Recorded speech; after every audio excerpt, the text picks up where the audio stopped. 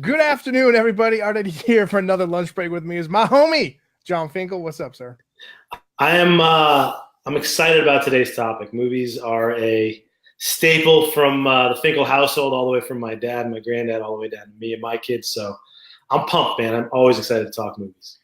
Yeah, man, I'm a big fan of movies as well. So the topic is you're going to see favorite family movies. And more importantly, one of the questions we ask on the Life of Dad Quick 5 on our podcast, if you haven't checked it out, please do. We had a lot of great guests. We had Gunnar Peterson on this week. If for those who don't know, he does fitness and training for the Lakers. He just, obviously Billy D. Williams is prepping up for episode 9. Hopefully we'll find out what that title is during Star Wars Celebration Chicago. But he was helping up Lando get ready to go back into hyperspace and maybe fly the Millennium Falcon. We'll see. But we've had Tim Allen, Alan Alda, a lot of great guys. Check it out. But one of the questions in Life of Dad Quick 5 is what is your favorite family movie? Because we always like hearing that. So we want to know, we're posing a question to you. What are your favorite family movies you like to share with your kids? What movies have they introduced you to? Because sometimes there are some movies that my kids are watching. I'm like, hey, this is pretty good. So we want you to, tell us about your favorite movies. And usually we go on around 1 o'clock Eastern, but we just kind of brought it back because we have some things to do. Life of Dad, fatherhood stuff always gets precedent, so that's why we're bringing it at 2 o'clock. So for those who might not see us all the time, we're usually Mondays and Wednesdays at 1. Anna checking in saying hey there, and we got Chris saying hello too. And our first entry is The Little Mermaid. John, talk a little about are you fan pro of Little Mermaid or no? I'm pro Mermaid. I think from Splash all the way on up to Little Mermaid, and even Aquaman. I'm pro Mermaid at this point in time. Little Mermaid was good. My daughter is almost 8, so she went through her Little Mermaid phase and the Under the Sea song and all that stuff. Holds up. I mean, what's funny is with all the advances in animation and all the cool stuff they do with Pixar, those, I guess it's not early, but the Little Mermaid, Lion King type animation, straight flat animation, still holds up totally to nowadays. The kids don't really know the difference. They still enjoy the story. They still enjoy everything. So, yeah, those are good. I didn't mind. Most of those Disney movies are pretty good, so I don't really worry about them. But I think the live action ones, for a while, the new Jungle Book, the one that was live action, well, not live, with the animals were that one was amazing. That was a Finkel family favorite for 3 months. Probably watched it 1,000 times on Netflix. Nice, man. That's awesome. We're pro Mermaid here in this house too. I love the fact you even went back to Splash. We got all the great ones going in right here.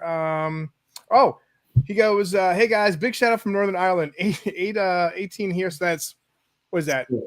6? Yeah, 6 there. Thanks very much. 2 and 3-year-old girls in the house. Anything with princesses a win. I gotta say, you saw Ralph Breaks the Internet before I did. I saw it with my family after you. And that spoiler alert, well, hopefully you've seen it. It's on Blu-ray now. But you're right. I would love to see a Disney Princess Avengers team and their cool, relaxed, chill outfits. Because I thought it was good. And they have the one-liners. And I think, like you said, those movies still hold up, the Aladdins, Little Mermaids. My 2 favorite are Tangled and Princess and the Frog. I love those movies. I like the humor. I like the actors that are both in those movies. So I'm digging that. Moana, my kids, I think you on a couple of podcasts and also on these shows, you're always you're welcome. Moana, Moana of the last maybe 4 years is easily my personal favorite. I just love the story, the ocean, anything with Hawaii and the ocean is good. It's funny. There's good, funny music. It's a cool story. So the animation was good. That's, of all the kids' movies I think we've seen, I'm sure I'm missing a couple. I mean, I don't know if Spider-Man Into the Spider-Verse is really in the same class as a Moana, just because it feels a little older in terms of animated movies. I think obviously the Spider-Verse movie was better. But I just have a quick question for Jessica. For Jessica. She says, "Thank goodness you didn't say Frozen." Yeah. I don't mind Frozen. Are you guys, Jessica, and also you too, John? From I think the Frozen 2 trailer kind of turned things up a notch. Are you excited for Frozen? Well, maybe not excited, but are you kind of looking forward to see Frozen 2? There is no bigger disconnect with me. First of all, I understand why kids like it. It's a good song. I understand it. But in terms of just enjoyable, original tales, I don't get the Frozen. It must be the song. The movie itself is, it's all right. It's okay. I think Moana's a better movie, personally. Yeah, a lot better, actually. I think Frozen has some moments where I'm just like, really? It's pretty stupid. But so I'm out on Frozen. Frozen 2 could pass without me seeing it. I'm 100% certain with me saying that I will see it with my daughter, probably with the whole family. But to give you a taste of where my movies are, I was excited this weekend when The Meg came on HBO, and I got to watch it with my 6-year-old. So I'm more in that area. I was proud that he sat through it, but that's more my speed in terms of family movies. I do like the good animated ones. Frozen, I didn't like. I don't want to start a riot. I thought Coco was So Here's the thing with Coco, right? I'll admit I haven't seen the movie yet, and I love the Book of Life, and I actually even before you and I started doing the show together, I want to say like when that Book of Life movie came out, I interviewed the director, and I really liked his take on it. I love the fact that like he didn't do anything on Twitter, but when Coco came out, people are like, "Isn't this like your movie, but just Disney eyes, Disney eyes, or whatever?" And he's just like, like he played it so well, but like. Ice Cube was in that one movie. Diego Luna, who plays in Rogue One. Zoe Saldana was in that. Channing Tatum. Book of Life was great. I like that a lot. It was really good. I didn't think, whatever. If anybody loves Coco, bring me your Coco takes. It's the I'll give you my hot take on why I don't like Coco. Hold up. We're at a point in life where we're like, all right, if you have any hot takes on Coco, let me know. Would you have ever thought talking about movies, you would utter that line anytime? Yeah, I know. I love all the movies I see, but here's my quick one sentence on Coco, the reason why the movie didn't work for me at all. Imagine you're watching the show, your kid has an exceptional talent. It could be the guitar, it could be figure skating, it could be chess. Pick it. They're absolutely obsessed with it, and they're phenomenal at it. And now imagine you tell your kid you are banished from doing that because your great-grandmother's husband was really good at it and then left her. So your kid can never do it again because the family doesn't do that. Yeah. I mean, what kind of parents would you be? And then the whole movie is about the parents, and then eventually they're like, after this absurd story where he has to go back from the dead and all this kind of stuff, then they're like, you know what? You're good at the guitar. We'll let you play. Stupid. The movie was stupid. I'm sorry. I love those movies. I just thought that was dumb. Hot take Finkel on a Wednesday. I'm coming in. Cocoa Bomb. Defend Coco. Instead of Cocoa Puffs, it's Cocoa Bombs being brought to you by Jon Finkel. Toy Story. Toy Story is amazing. Iron Giant, Brucey, is absolutely incredible. Anna says Jungle to Jungle. My kids are pretty epic at wrecking our house. Let us like semi-pro level. Gonna watch Spider-Man to the Spider-Verse with my son soon. That sets the new standard, I think. Yeah, that like hands down. My kids and I. My kids are like a little bit older. I don't know how old your kids are, Jason, but like we love the soundtrack, both like the theatrical score and then the kind of like the Post Malone. Kids like my kid still walks around doing the Post Malone. Hey, every time he loves it. We like my whole family sings it. We're like we love that song, and then just the concept and the way it was brought together was fantastic.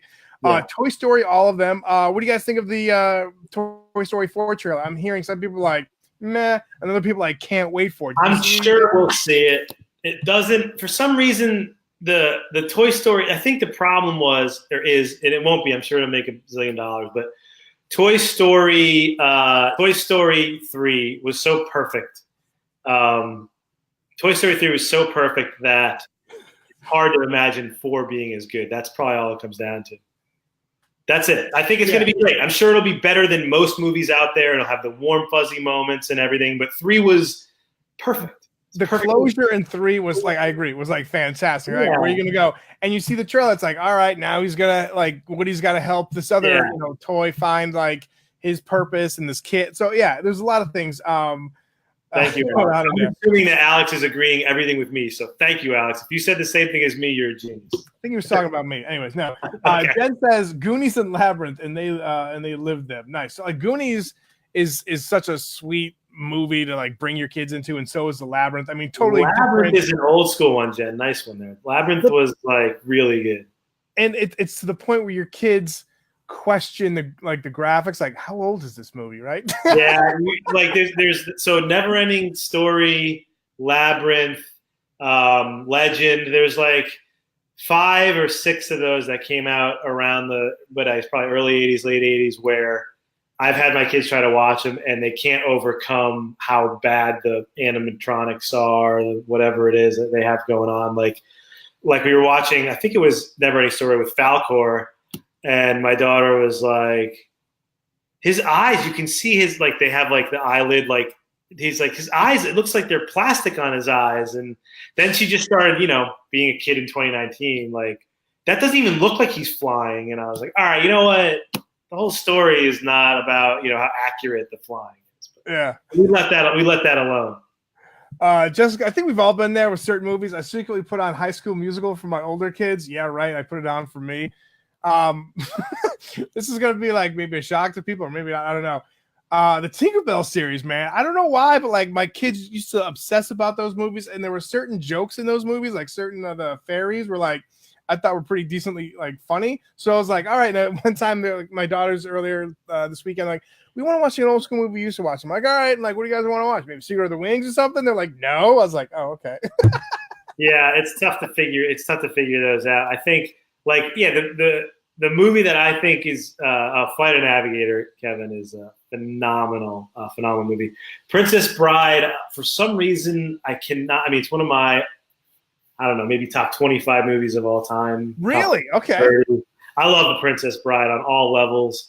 My daughter liked it, didn't love it. I'm hoping she gets a little older. The whole love angle has to really matter, I guess. And I'm sure my original love of it was Andre the Giant and all that kind of stuff. So I'm hoping they get into it. It's funny. My son, like, he'll go see anything at any time. If it's out, he'll go see it. If it's a Marvel movie, a kids movie, he is always down to see movies that I love. My daughter could care less most of the time. But he's all like dinosaurs. Like, we've watched Jurassic World and Jurassic World 2 and the original Jurassic Park. They might as well just be on like a loop. Like, you ever go to those bars where they just put movies on the loop in the background? Yeah. Like, if his room was a 6-year-old version of a bar, it would just go from Jurassic World to Jurassic World 2 to Jurassic Park and just run it back. And in fact, he's so good on the Netflix stuff, like, he'll just fast forward. He didn't even know about the movie. He'll just go to any scene with dinosaurs. He'll be like, oh, the people are talking? No, I want to see the Indominus Rex fight the raptors. Like, he watches Jurassic World 2 in like 28 minutes because all he watches are the dinosaurs. And then he does it again. Love it. And here, Robert and Nick kind of bring up 2 movies that I'm thinking I'm going to introduce my kids into, like maybe their last year of middle school as they go into high school. Dazed and Confused and The Breakfast Club. Now, these movies are great, right? But they're totally dated. They're totally, but like I want them to see what the, not pitfalls or hangups, but yeah, I guess pitfalls and hangups during those, like the time, the era, and what people were thinking so much about, what was important to them. Because it's, I mean, the underlying stuff of high school, you want to fit in, you want to be cool, or maybe you find your own path. I get that. Finding your own path, I think, is more like college than it is high school. But, I think high school is kind of like, all right, which tribe do I belong to, right? But those movies were just great because, like, none of that stuff's happening again. Like, there's going to be no air raids. There's going to be no, like, the seniors are going to start paddling the freshmen. There's going to be none of that. And that, obviously, you don't want the violence to happen, or just, like, when we were growing up, hazing. But, like, I just want them, like, this is what people had to deal with, right? Yeah, Dazed and Confused is a funny one because, well, really any movie where there's no electronics whatsoever, right? No cell phones. I mean, really no texting. Like, even Clueless or any of these classic high school movies, there's that line of demarcation where the kids are either, if the kids are never on a computer or on a tablet and they're never texting, it's such a huge difference because the movie, there's none of those scenes. And especially like if you go farther back when they're all like openly smoking, which is, my kid will like shame any smoker she sees on the street, leaving the supermarket, like some high school kid on their lunch break at Subway. She'll just openly be like, what are you doing? Are you serious? Yeah. I'm like, you can't do that to people. And you're anyway, like, come here. Yeah, always. It doesn't even matter. Daddy, why are they smoking? Don't they know that it'll kill them? And I'm like, yeah, people make choices. I don't know. I don't know what to tell you. But yeah, so that line of demarcation is huge. We grew up on movies that didn't have those things, and they're growing up in a world where I don't think they openly ask where's their iPad or why wouldn't they just text this out with a friend or whatever. But I love the idea that it's a whole new world. Like, why would they Google a whole new world? Yeah, there you go. This goes back to that. Kevin wants to know when it'll be appropriate to show my child Superbad. I think, you want to say maybe high school, but in middle school, they're going to be learning all those words. They're going to be learning all those things. Yeah, freshman year. I mean, the problem with Superbad, and I love Superbad, is most of the pop culture references are going to be dead. Hey, John, we're talking about favorite family movies or when to introduce your kid to certain movies. Any of the movies that have a boatload of pop culture references in 5 years when your kids are old enough or whatever, it's hard. The humor doesn't, even though comedy will translate, the humor is tough because anybody they're referencing there is going to be like 45 and not cool anymore. Yeah. So that's a hard part of those movies not holding up. But at the same time, like, it's good for us. I don't think you and Rob are going to share movie taste right here. Which one? What did Rob say? Rudy.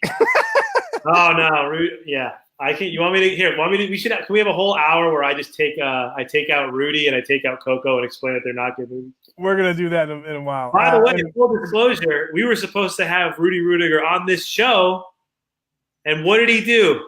He bailed. He's afraid to take me on and discuss and defend Rudy. The Secret Life of Pets, I feel, is underrated. It's such a fun movie.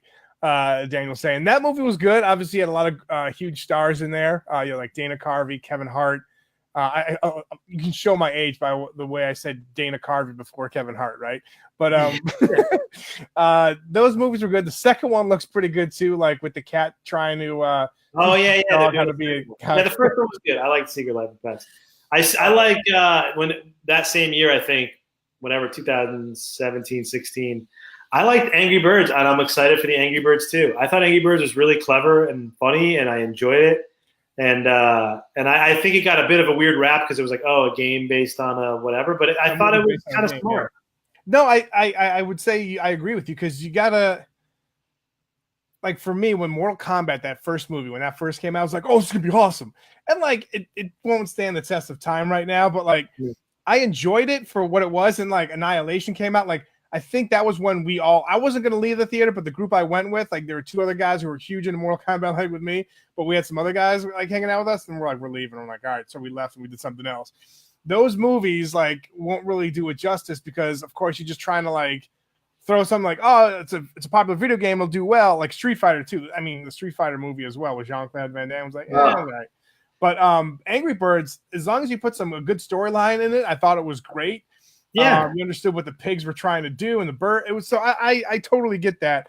Yerman says my girls love the Dr. Seuss books / films. That's another great thing too, where it's like Harry Potter, Dr. Seuss. Obviously, the different age levels and reading capabilities, but I like the fact that my kids read, the Harry Potter, and then like we all saw the movies, and my oldest like you got to read the books because you learn more about the characters. And if you're into Harry Potter, you like the movies, and you kind of want to get more of like what's like beyond the different just Gryffindor, but like Hufflepuff and Ravenclaw and Slytherin, there's more in depth in there. And it's like, all right, cool. Just like for me in Star Wars books. So I like what you're saying. I have never read a word or seen a moment of a Harry Potter anything my whole entire life. I just let it happen. I missed the first one, then the second one. I just figured when my daughter is finally old enough, which I'm sure is pretty soon, I'll get into them and watch them all with her. But to this point, I don't know. I know the general people because obviously I live in the world, but like I don't know anything about. I live in the world. I don't know anything about the stories, what goes on, whatever. Somebody, so Richard Green says, loves as a kid. Independence Day, 100% agree on. Men in Black, so good. Jurassic Park, yes. Gremlins 1 and 2. 2, I have such a fondness for Gremlins 2. It was the only movie I ever got kicked out of. But I loved that movie. Wait, you got kicked out of Gremlins too? What happened? Yeah, because we went with like 8 guys. I was probably like 12, 13. I remember we were just goofing around. We didn't stop talking, and it was nothing bad. It was just 8 of us just talking and yapping all the way up there through there. But somebody mentioned a little early on, I think it was Robert, about the movie Little Giants, which is like Man, Little Giants with Rick Moranis as one coach and Al Bundy as the other coach. Ed O'Neill. And when they run the annexation of Puerto Rico at the end, like, dude, I just love everything about that whole movie. And so that is one I will definitely be looking forward to having my kids watching. Love that. Angels in the Outfield, such a classic Disney movie. You saw that movie when those, like, you had on VHS and it was in that big white plastic mold of a thing. You know, it wasn't in the paper sleeve. It was in this Disney would tell you, and it was like times and a half the size of a regular VHS and like a cardboard thing. Yep. And you could never open it. The plastic pieces got deformed and like they wouldn't open. I mean, I guess they did that for branding and marketing, but it was also a pain. Our boy Kelly, he always checks in. We appreciate that. Anything with button fart jokes are guaranteed to get laughs with the kiddos, no doubt. Going back to Gremlins too, because I have to. Like, there were so many great one-liners. Christopher Lee, who played Count Dooku in Attack of the Clones, Revenge of the Sith, he was in there. He was kind of like the scientist, and you had like the twins that were working for him. Just like so many random stuff was just. Oh, and they spent all this time. There was like 50 different personality gremlins. Like there was the intellectual one and the other. It was funny. The intellectual one was fantastic. Yeah. There was some gremlin that was like an idiot and he'd like get electrocuted. It's like highly uncivilized. It was great. Yeah, it was great. That movie makes me laugh. It actually makes me want to watch it now. It wasn't scary at all. The clamp building too was like, I don't think we've even reached clamp building status yet for the technology they had from Gremlins 2. All right, let's go on the Gremlins franchise. This is my wheelhouse right here. Kelly says, you do need to show the kids the original trilogy first before they see the prequels. I agree. Everyone always asks me, like, Art, what should I have my kids see? I'm like, first of all, it's your opinion, but since you asked, I'll tell you 4, 5, and 6, 1, 2, and 3, and then 7 and 8. Because you can just kind of say that 1, 2, and 3 are, like not a dream sequence, but just like a flashback to, Anakin becoming Darth Vader. And then, obviously see 7 and 8, and then you throw in Rogue One. People sometimes go, I'm going to go 1 through 8 right now. I'm like, well, that's fine. Go ahead and do that. Like, and they put in Rogue One and Solo between episodes 3 and 4. Yeah, go ahead and do it. That's fine. Here's how I'm going to handle it. We're going to go exclusive here. The original 3 plus then the last 3. So 4, 5, 6, then the newest 3, 6, 7, 8, or whatever it is. 7, 8, 9. 7, 8, 9. And then we only watch the 15-minute scene where he becomes Darth Vader. Because the fight between. Wait, is it where he in the lava when he becomes Darth Vader that? You're not even talking. You're not talking about when he, because technically he becomes Darth Vader when he kills Mace Windu. The physical scene when he becomes Darth Vader. Okay. But I ignore the rest of the first 3 movies for the most part. All right, King Bird. Here's another thing too as we wrap up the show. What up, man? We're a little. Hey, co-host Kingbird. But here's the thing, bro. You are going to be on Monday's show. We're going to bring Sean Kingbird on. Why? Because he showed us a receipt of purchasing this bad boy. First of all, we're getting a couple of tweets and messages from people that are showing their receipts. We can't thank you enough. This is fantastic. We're kind of in the home stretch. It's in March. The book comes out May 7th. Amazon, Barnes & Noble, Books A Million. Wherever you buy books, it should be there to pre-order. Comes out May 7th. But Kingbird is going to be on Monday's show. We're going to be talking about how you introduce your kids into rap music, like what bands and at what ages, and also it can be all types of music. But we had a discussion with Kingbird about some other things before too. And we're not going to call him Sean on the show. We're just calling him strictly Kingbird. And he's going to be on Monday's show. And if you want to be on this show, or if you're kind of a little nervous and don't want to do a live show, feel free to be on a podcast. But John, what do they need to do, man? So listen, it's very easy. We won't, you guys who watch all the time, Kelly, Kingbird, we got Rand, we got all these guys. They, we'll be on Audible eventually. You just have to buy the book, send us a screenshot of your order. We had about over a dozen yesterday, and then we'll do a little quick raffle leading into every show. We'll have a guest on almost every show if you want to talk about a topic of your choice or our topic.